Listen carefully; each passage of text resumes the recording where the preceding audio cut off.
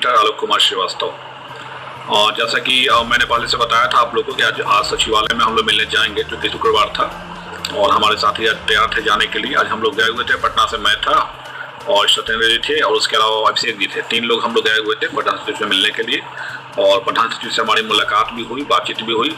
हमने जो हमारा डिमांड था वो सारी बातों से उनको अवगत कराया कि सर ऑलरेडी हमारी सीट विज्ञप्ति में दिया हुआ है, इतनी सीटें हैं, और रिजल्ट भी हमारा जो आया हुआ है वो सीट से कम आया हुआ है। और उसके बाद ऑलरेडी आपने देखा होगा कि पहले से जो बहाली प्रक्रिया चल रही है वो पुरानी रिक्तियों पे चल रही है, इसलिए हम लोग को उस रिक्ति से कोई मतलब है नहीं। ऐसे उन्होंने बार बार इस बात को दोहराया। वो कम दोहरा रहे थे, उनके बगल में बैठे हुए थे पोदार जी, वो भी आई थिंक किसी डिपार्टमेंट में कोई हेड वगैरह है सारे को लगता है। तो पोदार साहब ने बार बार इस बात को रिपीट किया कि नहीं, अभी आप लोग का टाइम लगेगा, पहले छठे चरण की नियुक्ति होगी, उसके बाद ही आप लोग की नियुक्ति होगी। और फिर क्योंकि छठे चरण की नियुक्ति होने की बात इसलिए हो रही थी क्योंकि उनका कहना था कि छठा चरण भी अगर जो कंप्लीट होगा तो उसका भी जो सीट बचेगा वो आपको हम जोड़ के यहाँ लाएंगे, और उसके बाद रोस्टर बनेगा, आप लोग का फ्रेश रोस्टर बनेगा, और तब फिर आप लोग का हम मतलब आवेदन लेना शुरू करेंगे। तो ये थोड़ा सा साइन जो है वो बता रहा है कि थोड़ा टाइम टेकन होगा, क्योंकि छठा चरण कंप्लीट होने में कम से कम अभी 2 महीना लगेगा। क्योंकि अभी उन लोग का तो केस चल रहा है, अभी मई में शायद अप्रैल में सुनवाई होने वाली है, 5 अप्रैल को। 5 अप्रैल के बाद सुनवाई होगी और फिर उन लोग का प्रक्रिया चलेगा, ज्वाइनिंग का, जो नियुक्ति का जो डेट, नियुक्ति पत्र देने का जो उन लोग का डेट है, काउंसलिंग का डेट है, वो सारा चीज़ होगा। उसके बाद जो है इस जो सीटें बचेंगी उसको फिर लेकर जोड़ के फिर से विज्ञापन प्रकाशित होगा, ऐसा उनकी बातों से प्रतीत हुआ हमें। और जो हमारे पोदार साहब थे उनकी बातों से ऐसे कुछ बातें और भी हैं। मेरे प्राइमरी वाले भाई जो है उसको बुरा नहीं मानेंगे, चूंकि ऐसा ही है। देखिए एक चीज़ है, अगर हाई स्कूल की बहाली पहले होगी तो ऑब्वियस है कि प्राइमरी वाले जो बच्चे हैं जिनका प्राइमरी में भी रिजल्ट है वो पहले हाई स्कूल ज्वाइन करेंगे। लेकिन अगर प्राइमरी की बहाली पहले हो गई ना, तो मैं क्या और भी जितने भी कैंडिडेट हैं जिनका प्राइमरी में अगर मेरिट बन रहा हो तो ऑब्वियस है कि प्राइमरी ज्वाइन करेंगे ही करेंगे। सो बेटर ये होगा कि पहले हाई स्कूल और +2 का हो और उसके बाद जो है प्राइमरी का हो। भले ही 1 महीना लेट हो लेकिन सबका हो, इस चीज़ को ध्यान दीजिए। कुछ साथी इसको बुरा नहीं लगे कि मैं चाहता नहीं हूँ कि प्राइमरी का पहले हो, और कुछ लोगों का काम है ऐसा करना कि फिर वो कहेंगे कि नहीं ये प्राइमरी चाहते हैं कि बाद से हो, लेट से हो। देखिए लेट से ऐसी बात नहीं, लेट तो ऑलरेडी 3 साल से लेट हो रहा है, 2017 से 21 आ गया, अब कितना लेट होगा। लेकिन बात यह है कि अगर पहले हाई स्कूल में हो जाता है तो हमारे जो भी साथी जो हाई स्कूल ज्वाइन कर लेंगे, एटलीस्ट जो कम मेधा वाले जो बच्चे होंगे उनका प्राइमरी में आसानी से हो जाएगा। लेकिन अगर पहले प्राइमरी का होगा तो सारे प्राइमरी में जो टॉप मेधा वाले हैं, जितना भी जिनका टॉप मार्क्स है, वो सब ज्वाइन करेगा पहले प्राइमरी में, और फिर सारे जब ज्वाइन करेंगे प्राइमरी में, और फिर जब हाई स्कूल वाला निकलेगा तो ऑब्वियसली कि वहाँ से छोड़ के वहाँ जाएंगे। तो इधर तो हमारा प्राइमरी में जो ज्वाइन वो करेंगे तो लो मेधा जिनका है, जिनका मेधा कम है, वो भाई तो हमारे वंचित रह जाएंगे ना।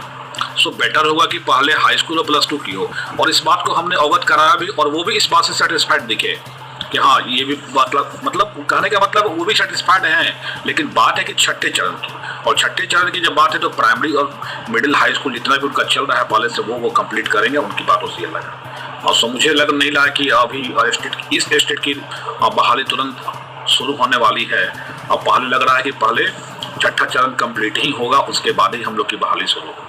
और तो वेट तो थोड़ा सा करना पड़ेगा। एक बार और उन्होंने बोला कि मैं मान लीजिए कि आप कह रहे हैं कि ये बहाली कर दिया जाए, जो भी रिजल्ट निकला है, और हम ये बहाली शुरू कर दें और आपको हम अलॉटमेंट कर दें कि हाँ आपको ये फलाना जिला आपको मिल गया, और कल होके आपके मित्र जाएंगे और वो केस कर देंगे हाई कोर्ट में कि उनसे मेरा ज़्यादा मार्क्स था और हमको अपना जिला नहीं मिला और इनको अपना जिला मिल गया।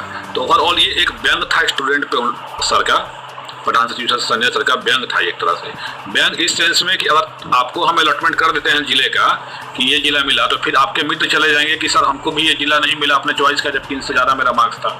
या ओवरऑल यही बातों से लगा कि विभाग जो है नियुक्ति करना चाहता है, लेकिन केस से विभाग बहुत परेशान है, और केस के कारण ही वो बोल रहे हैं कि आप लोग आपस में ही लड़ते हो, इसी का परिणाम है कितना सारी बहालियाँ लेट हो रही है।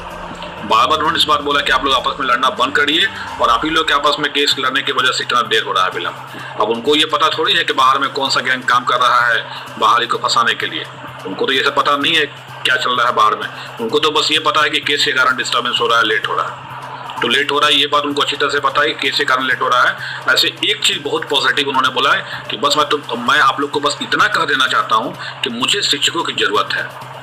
ये एक बहुत पॉजिटिव साइन था, मुझे शिक्षकों की ज़रूरत है। इसका मतलब है कि कहीं ना कहीं विभाग तेजी से कदम बढ़ाएगा छठा चरण समाप्त होने के बाद। और लेकिन थोड़ा सा इंतजार तो बढ़ गया, हम लोग का इंतजार करना पड़ेगा। और दूसरी बात ये भी है कि इंतजार जो हो रहा है बढ़ तो रहा ही है, और साथ साथ देखिए इंतजार बढ़ने से डर नहीं है, डर इस बात का है कि कहीं फिर कोई नया केस STT में ना आ जाए, क्योंकि इसी से हम लोग परेशान रहे हैं। और डर हम लोग को इसी बात का बना हुआ है कि कहीं फिर से कोई नया STT पे केस हो जाए, कहीं फिर से कोई और आदमी का परीक्षा लेने का कोई निर्देश हो जाए। और जैसा कि देख ही रहे हैं, लोग तरह तरह के भ्रामक खबरें फैला रहे हैं, इसी बात का डर बना हुआ है। और क्योंकि लड़ाई थोड़ा सा लंबी हो गई है, थोड़ा सा संयम से काम लेना पड़ेगा सब लोग को, और सब लोगों को संगठित होना पड़ेगा। क्योंकि अब बहाली अगर लेट होगी तो समझिए कि कुछ ना कुछ हम लोग को योजना बना के शिक्षा मंत्री से हो, जैसे भी हो, किसी तरह से दबाव बना के ही काम लेना पड़ेगा। क्योंकि अब तो लेट होगी, और लेट होने का सेंस ये है कि छठे चरण के बाद होगी। और जो हम लोगों ने सोचा था कि रिजल्ट हम लोग का आया तुरंत 10 दिन 15 दिन में बहाली प्रक्रिया शुरू हो जाएगी, तो ऐसा प्रतीत हो नहीं रहा है। ऐसे हम लोगों ने अपना आवेदन दे दिया है, जो भी हमारे मांगे थी, सेंट्रलाइज बहाली करने का हो, या फिर एक व्यक्ति से एक आवेदन लेने का हो, ये सारी चीज़ें हम लोगों ने दे दिया है। और विभाग इस पर अपना मंथन करेगा, और आगे के भी कोई अपडेट अगर मिलेंगे और वहाँ जाने के बाद अगर सचिवालय, तो हम आपको देते रहेंगे।